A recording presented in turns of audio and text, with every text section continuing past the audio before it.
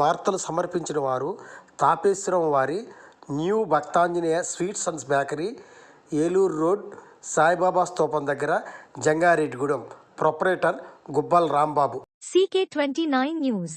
వివిధ రకాల పండ్ల అలంకరణలో శ్రీ నూకాలమ్మ అమ్మవారి దివ్య దర్శనం. రజత వస్త్రానికి వెండి సమర్పించిన భక్తులు మరియు శుక్రవార విశేష పూజలు. జంగారెడ్డిగూడెం పట్టణ మరియు పరిసర ప్రాంతాల ప్రజలందరూ సకాలంలో వర్షాలు కురిసి పాడి పంటలు సమృద్ధిగా పండి ప్రజలందరూ ఆయురారోగ్యాలతో అష్టైశ్వర్యాలతో సుభిక్షంగా ఉండాలని శ్రావణ మాస ఉత్సవాలు ఘనంగా నిర్వహిస్తున్నారు. ఊరికి ఉత్తరాన 4 మాడ వీధులు, 4 ముఖద్వారాలు మరియు 49 అడుగుల ఎత్తుగల ఏకశిలా ధ్వజస్తంభం కలిగి భక్తుల కోరికలు తీర్చి భక్తుల పాలిటి కొంగుబంగారమై పట్టణ ఇలవేల్పు దేవతగా వేంచేసియున్న శ్రీ నూకాలమ్మ అమ్మవారు శ్రావణ మాసం చివరి శుక్రవారం సందర్భంగా వివిధ రకాల పండ్ల అలంకరణలో సుందరముగా అలంకరించి విశేష అలంకరణలో అమ్మవార్లు దర్శనమిచ్చారు. ఈ కార్యక్రమంలో పట్టణ ప్రముఖులు, మహిళలు, రైతులు తదితరులు పాల్గొన్నారు.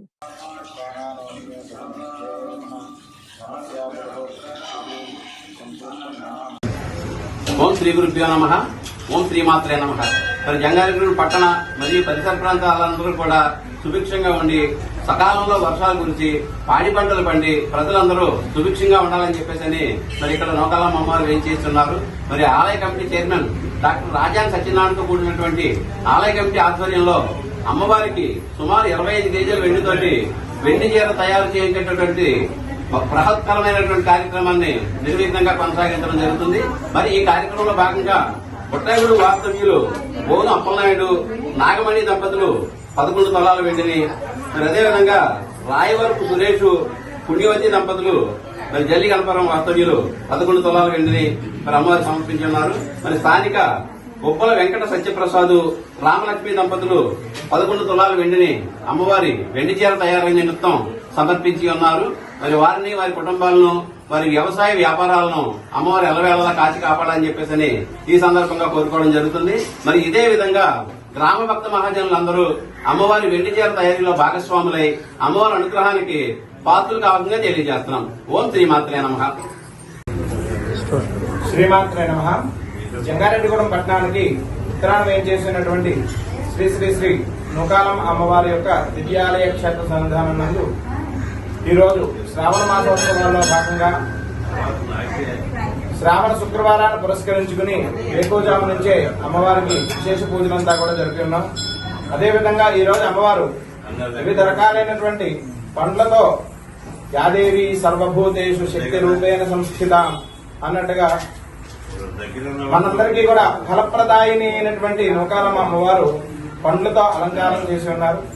చక్కగా ఈ యొక్క అమ్మవారిని అందరూ కూడా భక్తులందరూ కూడా దర్శనం చేసుకుని అమ్మవారి యొక్క సామూహిక కుంకుమ పూజల్లో భక్తులంతా కూడా కుంకుమార్చనం చేసుకుని అమ్మవారి యొక్క పూజాధికారుల్లో పాల్గొని అమ్మవారి యొక్క దివ్యమంగళ నీరాజనాలంతా కూడా పొంది తదనంతరం తీర్థప్రసాదాలు స్వీకరించి ఉన్నారు. అదేవిధంగా 2వ తారీఖు శ్రావణ మాస అమావాస్య పోలాంబ వ్రతం అంటే పోలాల అమావాస్య అని చెప్పి మనందరూ కూడా గృహంలో పూజలు చేసుకుంటూ ఉంటాం. అదేవిధంగా వనదుర్గా స్వరూపిణి ఈ యొక్క వనం నుంచి సేకరించినటువంటి కూరగాయలు శాకాంబరి ఇది విఖ్యాతాహ అని చెప్పి ఒక నామం ఉంటుంది. అంటే ఏవైతే ఆ శాఖలను మనం భుజించినట్లయితే చక్కనైనటువంటి ఆరోగ్యము, తేజస్సు, ఐశ్వర్యం ఇవంతా కూడా లభిస్తాయి. అటువంటి కూరగాయలతో అలంకారం అమ్మవారికి 1వ తేదీ నాడు మీరంతా కూడా భక్తులందరూ కూడా వివిధ రకాలైనటువంటి కూరగాయలను అమ్మవారు సమర్పించినట్లయితే 1వ తేదీ అమ్మవారికి మీరు ఇచ్చినటువంటి ఆ కూరగాయలంతా కూడా అలంకారం చేసి 2వ తేదీ అమావాస్య నాడు చక్కగా వేకువజాము నుంచి అమ్మవారికి ప్రాతకాల పూజలంతా కూడా చేసి అమ్మవారి యొక్క దర్శనం శాకాంబరిగా అమ్మవారి దర్శనం ఇస్తారు.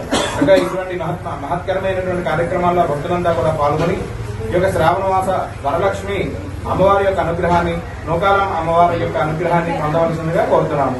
శ్రీమాత్రే నమః.